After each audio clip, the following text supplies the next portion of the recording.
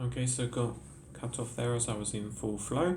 Just would like to add one more point though, and that was that there's another hope or another positive sign that we see in this passage in the Bible, and that's in verse 21, where it says, "The Lord God made garments of skin for Adam and his wife and clothed them."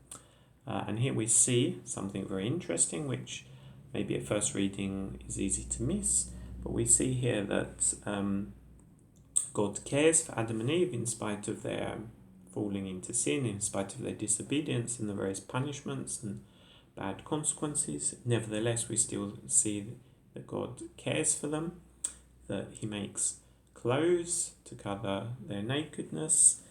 He makes them of animal skins, whereas earlier on, when they first realize their nakedness, they make the coverings out of fig leaves. So we see that God offers them a better solution, a better covering for their nakedness. But more than this, if we think about it, in order to produce these animal skins, obviously animals have died,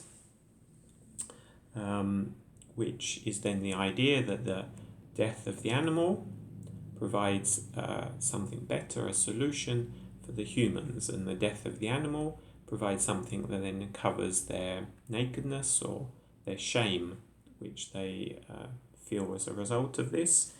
And this is an important idea of sacrifice, which is then developed throughout the Bible. The fact that the death of an animal, let's say, resolves the problem of shame, which is then connected to sin.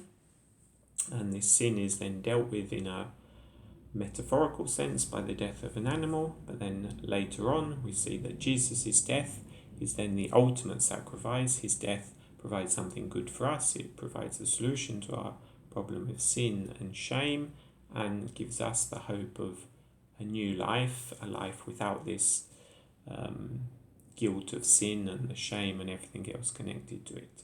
So there you have it.